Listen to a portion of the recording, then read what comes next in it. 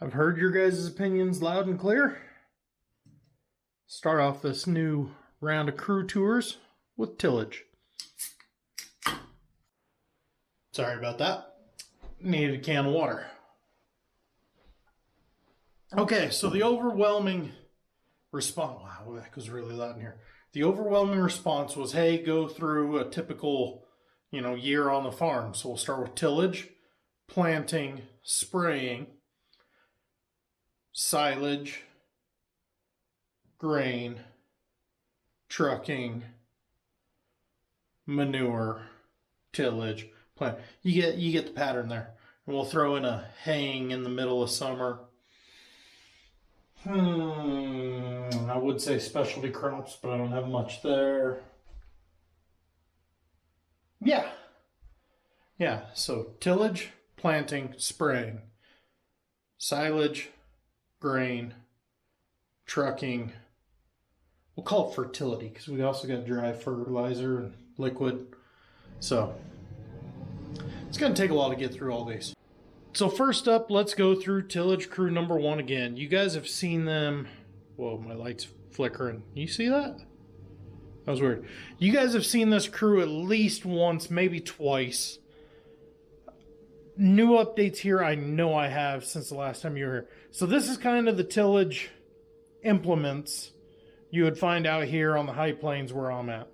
So on the irrigated ground, you're going to have heavy tillage because of heavy crop practices. So a lot of disc ripping.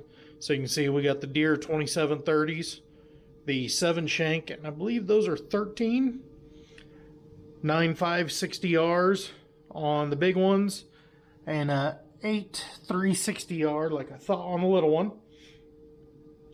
They're also going to be pulling the Wishick discs. Those are not something we have out here.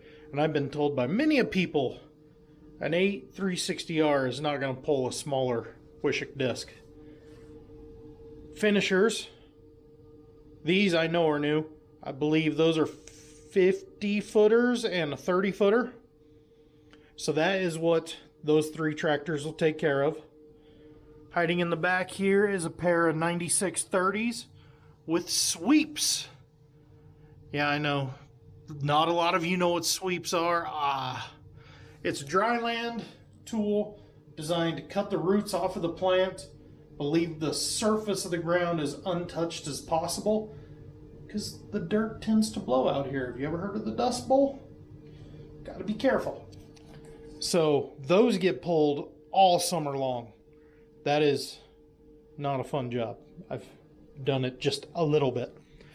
So then on the smaller side, I believe it's a pair of 7 200Rs on 30-foot Landall cultipackers.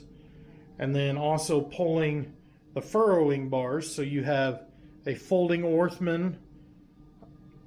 I would call it a cultivator because that's what we call them out here. Made for creating furrows for irrigation. And then this little guy is a local one called a Muth marker. Same concept, just on a smaller scale and a narrower row gap.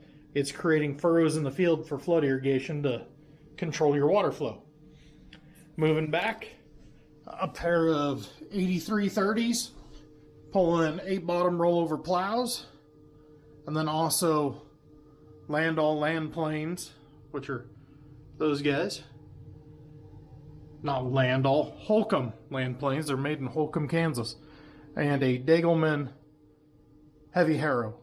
So around here, heavy harrows are used a lot on alfalfa ground to, at the start of the year, a couple things. You want to take out little weeds, you want to beat up that root crown a little bit to get it growing, and you want to loosen the dirt so you can follow with what we call a float to smooth out the field. And we've got a pair of 8 270Rs sitting here to pull those.